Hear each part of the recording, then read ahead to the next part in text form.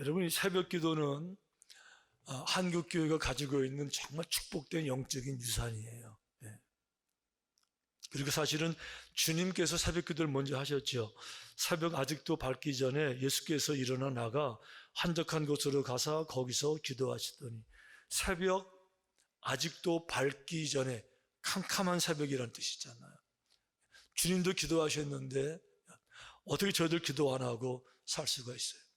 여러분, 제가 이참에 여러분들께 삶의 스타일을 좀 바꿔보시면 어떨까 하고 권면해 드리는데, 자기 삶에 변화가 없는 분들, 자기 삶에 불만족스러운 분들, 내가 특별하게 기도의 제목이 응답되기를 원하고 내 삶의 꿈이 정말 이루지 원하는 분들은요, 삶의 스타일을 좀 바꿔보시면 좋아요. 무슨 말인가 하면, 새벽에 일어나 기도하는 것은 굉장히 좋은 지혜예요. 왜? 새벽은 정신이 가장 맑은 시간이에요. 그런데 밤늦게는요, 하는 모든 일들이 대부분은 정말 의미 없이 지나가는 시간들이 많아요. 저녁 먹고 나서 한 8시, 9시만 넘어가면요, 여러분 뭐 하세요? 주로 영화 봐요. 영화 보고 TV, 뭐 이렇게 유튜브 하고요. 주로 그런 거 하지, 밤 9시 넘어서 하는 일들 중에는 거의 중요한 게 없거든요. 빨리 주무셔야 돼요. 그러니까 새벽 기도는 새벽 싸움이 아니고 밤 싸움이에요. 빨리 주무셔야 일어나니까. 그러니까 9시 넘어가면서 10시쯤만 주무셔도 새벽 기도 가능하잖아요. 이렇게 해가지고 새벽 기도 해보시면요, 은혜가 다르고요, 느끼는 게 다르고요, 예, 정말 응답이 다르고요, 삶의 스타일이 달라져요. 여러분들에게 정말 즐거운 소식 하나 알려드려요. 내일부터 6월 특세가 진행됩니다.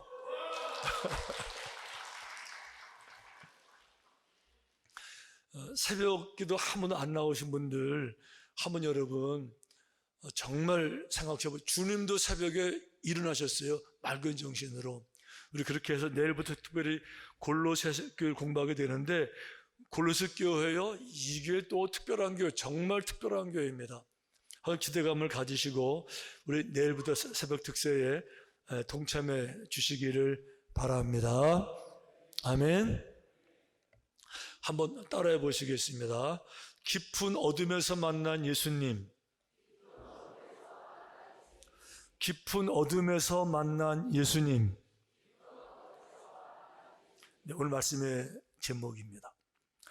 혹시 여러분들 기억나실 텐데, 한때 이런 얘기 재밌게 많이 했잖아요. 인생의 평준화라는 이야기. 사람이 젊어서는 서로 다른 것 같고 뭐 훌륭하고 다 그런 것 같아도 나이를 먹어가면서는 모두 평준화가 되더라. 인생이 다 마찬가지다, 이런 얘기인데, 나이 60이 되면 학력이 평준화되더라, 뭐 이런 얘기. 뭐 대학을 나온 분이든지 뭐 초등학교를 나온 분이든지 다 거기서 거기고 비슷해지는 거. 70살이 되게 되면 미모가 평준화되더라, 뭐 이런 얘기. 그래서 뭐 쌍꺼풀 수술했던 안 했던 다 나중에는 비슷해지고, 보톡스 주사 맞은 분 안 맞은 분 다 거기서 거기고, 다 이렇게 미모가 평준화되더라. 80살이 되게 되면 건강이 평준화되더라. 다 허리 구부러지고요, 머리 하얘지고요, 서 있기도 힘들고요, 조금 걸으면 이제 숨도 차고요. 90이 넘게 되면 경제가 평준화가 되더라. 돈이 많은 분이든지 없는 분이든지 다 거기서 거기. 왜 그런가 하면 90이 넘으니까 갈 데도 없고 오라는 데도 없고 여행도 못하고 먹어도 소화도 안 되고 돈이 많아도 쓸 데도 없고, 그러니까 90이 넘으면 가진 분이나 없는 분이나 다 거기서 거기. 무슨 얘기하죠? 나이를 먹어간다는 것, 그만큼 인생의 질고를 경험한다, 그런 뜻이에요. 인간의 어려움도 경험하게 될 것. 특별히 늙어가는 과정에서 인간은 모두 약해지죠. 결국 약해진다는 것이 공통분모예요. 그런데 이렇게 모든 인간들이 공통분모, 약해진다, 연약해진다, 인생이 평준화가 된다. 이게 나이만 그런 게 아니고, 나이 앞에서만 평준화되는 것이 아니라 인생을 평준화시키는 게 또 하나 있어요. 그것이 바로 고통이라는 겁니다. 고난이라는 거예요. 고난 앞에 장사 없어요. 고난 좋아하는 사람 없고요. 고난 모두 무서워하죠. 그런데 빈부귀천, 남녀노소 할 거 없이 모든 사람들은 고난 앞에 무너져요. 고통을 당하면 신음해요. 고난 앞에 내가 얼마나 연약한 존재인지를 알아요. 고난을 당할 때 평생 쌓은 거 다 무너져 내려요. 이게 공통점이에요. 부자도 무너져 내리고요. 가난한 사람도 무너져 내려요. 많이 배운 사람도 무너지는 거고요. 모든 사람 다 무너지는데 성경에도 보니까 구약 성경에 보니까 나하만이라는 장군이 소개돼요. 신분은 최상류층입니다. 존귀한 분이었어요. 부귀영화를 다 가진 분인데 이분에게 고통이 와요. 고난 오니까 한순간에 무너지더라고요. 이분에게 문둥병이 와요. 그러니까 뭐 장군의 체면 다 벗어버리고요. 하찮은 몸종, 여종 앞에 쩔쩔매고 여종의 말 들으면서 여종의 충고 들고 먼 여행 와가지고 엘리사 앞에 무릎을 꿇더라고요. 그동안 당당했는데 멋졌는데 고통 앞에 다 무너져 내리죠. 오늘 아까 읽어주신 성경 말씀 보니까 정말 고난 앞에 그 절망 앞에 무너졌던 한 여인 이야기 나오는데 이렇게 소개돼요. 이에 12해를 혈루증으로 앓는 중에 아무에게도 고침을 받지 못하던 여자. 자, 12해를 혈루증으로 앓았대요. 혈루라는 얘기는요, 출혈, 피가 멈추지 않는 부인병을 말하는 거예요. 그러니까 이 하혈을 하는데 이게 멈추자 계속 피가 흐르니까 한 달이 아니에요. 1년이 아닙니다. 10년도 넘었고요. 12해예요. 성경에서는 이런 병을 부정한 병이라고 불러요. 부정한 병. 그래서 성전에 들어오지도 못하고 예배 참석도 못하는 거고요. 다른 사람을 만질 수도 없고 접촉도 불가능한 이 병이에요. 사회적으로 완전히 고립되는 병입니다. 더 중요한 거, 이 병에 걸리게 되면 육체적으로 망가져요. 왜 그런가 하면 피를 계속 쏟으니까 당연히 피가 모자르죠. 빈혈 당장 생겨요. 늘 어지럽다고요. 만성 피로죠. 늘 지쳐있는 거죠. 이게 사는 게 아닌 건데 더 큰 문제가 한 가지 있어요. 이렇게 말했습니다. 많은 의사에게 많은 괴로움을 받았고, 자, 의사 한 명이 아닙니다. 많은 의사를 찾아다녔어요. 그런데 나은 것이 아니라 고통만 엄청 당했어요. 가진 것도 다 허비됐어요. 돈 다 탕진. 우리는 보험이 있잖아요. 건강보험. 얼마나 감사해요. 그 시대엔 보험이 없어요. 생돈 다 갖다가 바치면서 다 탕진, 허비.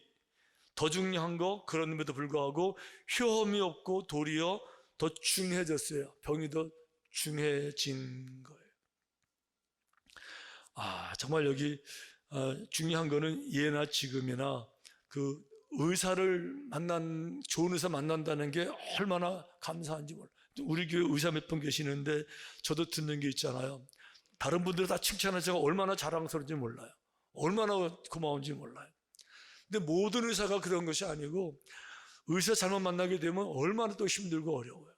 우리 동부연회 아내 현재 진행형이에요. 우리 연회하는 한 목사님이 몸이 안 좋아서 병원에 갔는데 의사가 괜찮습니다 그랬어요. 아무리 봐도 몸이 너무 안 좋아요. 2번 찾아갔어요.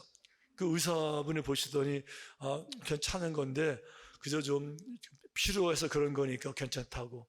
3번 찾아갔어요. 그런데도 여전히 몸이 안 좋아서 다른 병원을 찾아갔더니 암이래요. 그래가지고 수술받고 지금 있어요. 얼마나 이게 어려운 건지 몰라요. 제가 미국에 있었을 때 우리 교인 한 분이 운동하다가 이 무릎을 다쳤어요. 뼈가 부러진 것이 아니고 인대가 완전히 꺾어지면서 인대가 다 파열되고 심줄 신경이 확 나갔는데 간신히 이제 병원 다니면서 좀 안정이 됐어요. 인대들이 자기 자리를 잡기 시작했어요. 여전히 이제 걷는 게 불편하고 어려우니까 한방병원을 갔는데 한의사가 그거를 보더니 이럴 때는 부항이 좋습니다. 부항이 뭔가 하면 병뚜껑 놓고 잡아 빼가지고 이렇게 피부를 들어 올리는 거잖아요. 이 찢어진 인데 간신히 지금 이제 아물어지는데 거기다가 부항이라고 큰 뚜껑 올려놓고 피부를 왕창 들어오는 바람에 아무래도 인대가 도로 확 망가졌어요. 그들은 더 아파가지고요. 결국은 고치지 못하고 엄청 평생 고생하는, 이게 여러분, 이게 2000년 전 얘기하면요, 이 여인을 깔보는 시대잖아요. 멸시받던 시대잖아요. 더군다나 부인병이죠. 어떤 남성 의사들이 정말 진지하게 고쳐주는 사람들이 어디에 많이 있겠어요? 그러니까 얼마나 많은 어려움을 당했을까 느낌이 오잖아요. 지금 기록에 남아있는 이런 종류의 그 부인병에 좋은 약 처방이 지금 남아있어요. 한 가지 뭔가 하면은 나귀 중에 하얀색, 흰색 나귀가 있대요. 흰색 나귀에게 보리를 먹여서 그 보리를 나귀가 씹었는데 보리를 다 씹지 못하고 보리가 깨지지 부서지지 않아서 똥으로 나달이 그냥 나온 그런 보리를 갖다가 그거를 잘 말려서 볶아서 먹으면 낫는다. 이게 하나의 지금 남아있는 처방전이에요. 그러니 여러분, 이게 신나기를 또 어서 봐요. 신나기에게 또 보리를 먹여서, 또 보리가 싸겠어요? 엄청 비싸죠. 이런 거 다 돈 쓰고 탕진하고 낭비하는 거잖아요. 똥에서 나온 보리알을 먹는다는 거죠. 사람이요, 급해지면 별걸 다 먹는 거 아시죠? 뭐 급해지지 않아도 하긴 별걸 다 먹어요. 여러분, 똥에서 나온 거 먹는 것 중에 하나가 여러분 좋아하시는 루악 커피예요. 그 루악이라는 말이 그 인도네시아 말로 고양이라는 뜻이에요. 고양이. 그 고양이들에게 그 커피를 이제 그 원두채 먹이는 거죠. 열매채 먹이면 고양이가 이제 열매를 먹는데, 열매를 먹은 다음에 그 이제 그 식물에 해당되는 껍데기, 그 상과는 다 이제 소화가 되고, 딱딱한 씨는 이제 소화를 못 시키니까 똥으로 나오잖아요. 똥으로 나온 그 커피 원두, 그거 갖다가 그 씻어서 말려가지고 그 볶아 먹는 게 루악 커피인데, 일반 커피보다 5배 이상은 비싼, 엄청 비싼 커피인 거 알고 계시죠? 한 번은 인도네시아 선교사님이 오시면서 그 루악 커피를 저를 주셔가지고 제가 먹어봤겠어요? 안 먹어봤겠어요? 당연히 먹어봤죠.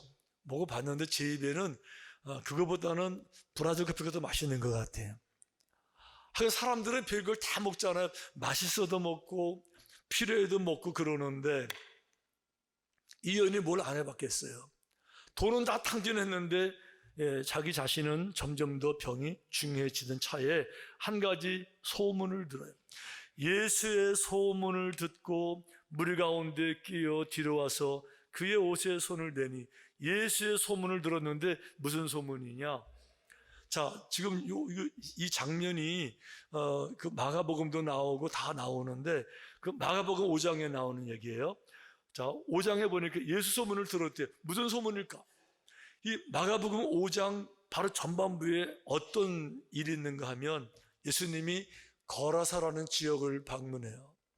자, 동네 초입입니다. 지금 그 길을 지나가시는데 언덕 비탈길에 귀신 들린 사람이 있는 거예요. 남자인데요, 머리 가장 막 산발하고요, 옷 다 벗어 지켰고요, 자기 몸을 돌로 찢고요, 완전히 미친 사람이에요. 귀신 들린 사람인데 예수님이 그를 바라보는데 얼마나 불쌍한지 몰라요. 그 사람이 제정신으로 도와주세요 이런 거 아니에요. 지금요, 그 사람은 지금 제정신이 아니니까 주님 누군지도 몰라요. 주님은 그 사람 바라보는 너무 마음이 안타깝고 불쌍한 거죠. 도와주기 원하는 거죠. 귀신들 쫓아내려고 말합니다. 내 이름이 무엇이냐? 내 이름은 군대입니다. 나가라. 못 나가요. 나가라 하니까 귀신들 나가야 되잖아요. 그러니까 갈 데가 없는데요, 나가라 그러니까, 그러면 저기 있는 돼지 떼들에게 가면 되겠습니까? 그래 가라 이렇게 해가지고요, 귀신들이 돼지 떼게 가가지고 2,000마리 돼지가 귀신 들려서 미쳐가지고요 대굴 주고 굴러서 물에 빠져 죽어요. 이게 소문이 다 났어요.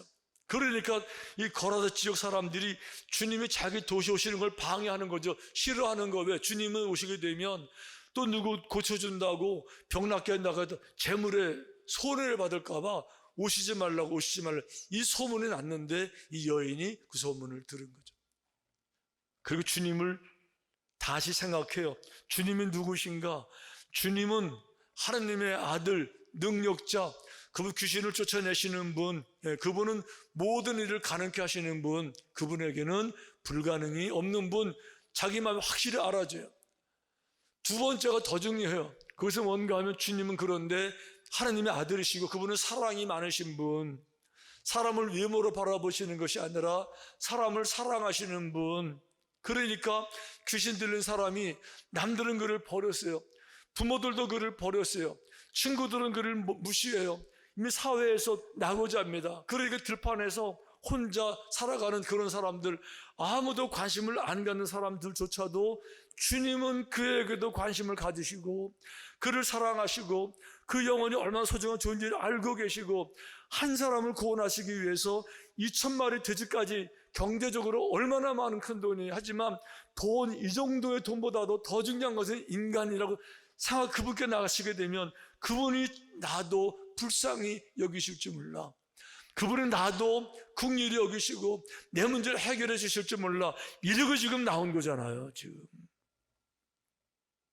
그러니까 이런 내가 그 옷에만 손을 대도 구원을 받으리라.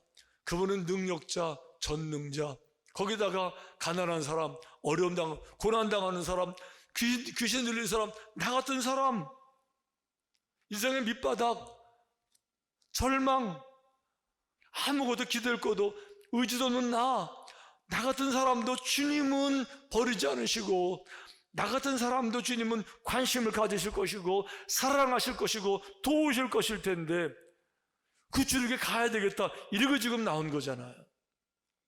주님께서 그 모습 바라보시면서 예수께서 이르시되 따라 내 믿음이 너를 구원하였으니 평안히 가라. 할렐루야. 내 믿음이 너를 구원하였으니 평안히 가라. 그 믿음대로 된 줄로 믿습니다. 한 가지 중요한 거는 이거예요. 예수님께 나올 때 많은 사람들이 이런 생각을 해요.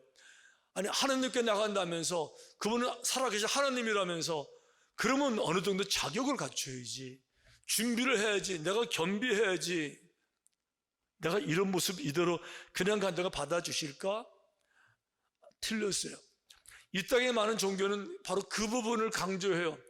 네가 구원받으려면, 네 문제 해결하려면은 내 스스로 이 정도 해가지고 와, 이거를 강조하는데 주님은 안 그래요.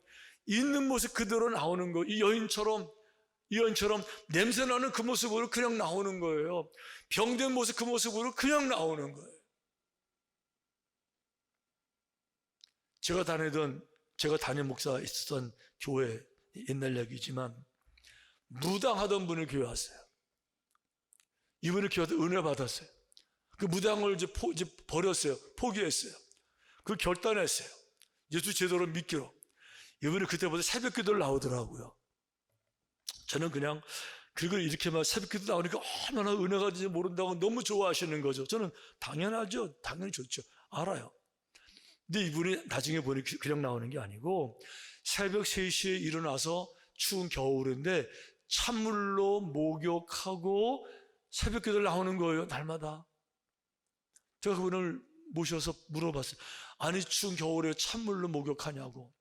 아, 제가요, 무당일 때 신령님에게 기도할 때 정화수 떠놓고 밖에 나가서 장독대에 기도할 때, 달 보며 기도할 때 신령님은 내가 정결한 걸 좋아하시니까 정결하게 기도해야 되니까 찬물로 목욕하고 그리고 내가 가서 기도했는데, 내가 우상 신령에게 기도하는 것도 찬물로 목욕제게 기도했는데 감히 하나님께 기도하는데 어떻게 목욕제게 안 하고 기도하겠냐고. 제가 그거 아닌 거라고. 그거 아닌 거라고. 하나님은 그런 외모를 보시는 거 아니고 그냥 편하게 그냥 마음만 정성이면 되는 거라고. 목욕한다고 번거롭게 찬물에 감기 걸리지 말라고. 저 그런 적이 있는데 다른 종교는 다 그런 식이에요. 내가 준비돼야 되고. 우리 교회 지금 새가족도 많이 계시는데 혹시 여러분들 가운데 그런 분 계세요? 내가 주님께 오지만 준비가 되지 않았는데 그런 분 계세요? 여러분, 그거 아니에요. 주님께 나오는 방법은요, 내가 술도 못 끊었는데 가도 되나? 담배도 못 끊었는데 뭐 가끔 내가 노름도 하는데 뭐 나쁜 짓도 하는 교회 가도 되나? 괜찮으세요. 오셔도 돼요. 그냥 오시는 거예요. 왜 그런가 하면 아무리 내가 노력해도요 못 끊어요. 인간적인 노력으로 못 끊어요. 어떻게 끊어요? 오시다 보면 어느 날 은혜를 받아요. 은혜를 받는다는 말은 은혜 속에 능력이 있다는 거예요. 능력을 받아 끊어지는 거지 그게 저절로 끊어지는 게 아니에요. 그러니까 내가 끊고 나갈 거다. 그럼 못 나오세요. 그냥 오시는 거예요. 이 모습으로 그냥 나오시면 주님께서 받으시고 위로하시고 은혜를 주시고요 능력을 주시게 될 줄로 믿습니다. 어쨌든 교회는 어떤 것이냐? 인생의 가장 어두운 절망에서 주님을 만나고 새로운 삶을 찾아가는 이게 바로 교회예요. 이 오늘 여인도 그런 케이스지만은 이 성경 말고 우리 인생 가운데서 이런 일들이 얼마나 많은지 몰라요. 그 중에 한 분 강영호 박사 이야기를 제가 좀 하고 싶은데 한국 분들은 잘 모르세요. 그분 얼마나 훌륭하신 분인지. 그분 시각장애자 맹인이시거든요. 근데 미국에서 가장 높은 고위공직 백악관에 가장 높은 정치인이 되신 분이 바로 그분이세요. 미국의 장관이 되게 되면 미국 전체 권력 탑 20 안에 들어가요. 서열 20명 안에 들어갑니다. 그 장관을 보좌하는 사람을 차관이라고 부르는데 차관에 이분이 된 거예요. 이거 엄청 높은 건데 여러분. 미국의 한국 말고 미국에서 장관 다음에 차관 엄청 높은 거잖아요. 이분이 소경이에요. 이분 아버지가 자기 중학교 때 사업 실패하고 돌아가셨어요.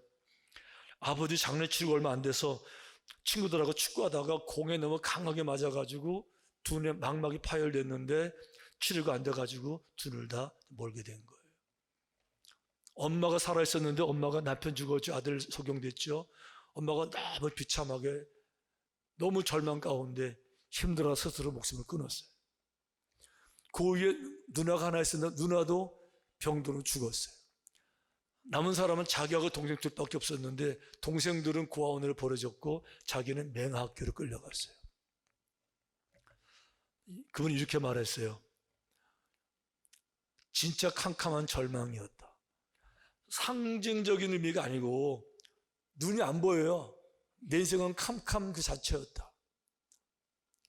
근데 맹학교 가서 인생이 달라져요. 맹학교가 교회에서 운영하던 맹학교인데 교회를 가게 된 거예요. 교회 가서 성도들을 만난 거죠. 성도들을 통해서 주님의 사랑을 만나는 거예요. 집사님, 권사님, 장로님들이 자기 아들처럼 동생처럼 돌봐줬어요. 이 점자 책을 구해줬고요. 계속 공부하도록 도와줬고요. 사회적인 편견이 많았지만 장애자 깔봤지만 교회는 안 그랬어요. 교회는 그를 진심으로 어루만졌고 진정으로 위로하고 진정으로 격려했고요. 그 희망을 가지고 노력하고 결국 미국 가서 미국 최고 대통령의 장관을 보좌하는 차관복까지 올라간 거예요. 그분의 얘기는 이렇게 말해요. 세상도 나를 버렸고 엄마도 나를 버렸지만 교회가 나를 가족으로 맞아줬다. 교회가 나를 가족으로 돌봐줬다. 주님이 나를 내 인생을 새롭게 했는데 주님 만나고 나니까 장애가 아니라 새로운 축복의 희망이었다. 할렐루야, 할렐루야. 이것이 바로 교회의 사명이에요. 우리 교회 창립 71주년을 맞습니다. 조금 전에 여러분들 영상 보셨지만 이제 우리 교회는 원주만의 교회가 아니에요. 우리만의 교회가 아닙니다. 삼적교회만의 교회가 아닙니다. 동부에는 전체에 삼적교회를 우뚝 서 있고요. 전 세계 아프리카, 아마존, 전 세계의 방방곡곡의 모든 민족 가운데 우뚝 서 있는 이 교회. 왜 그래요? 우리의 사랑을 통해서 누군가가 주님을 만나야 되고요. 우리를 통해서 누군가의 삶이 새로워지고요. 어둠에 밝혀져야 되고요. 주님 오시는 그날까지 이 사명을 잘 감당하시는 그런 성도가 되시기를 주님의 이름으로 축원합니다.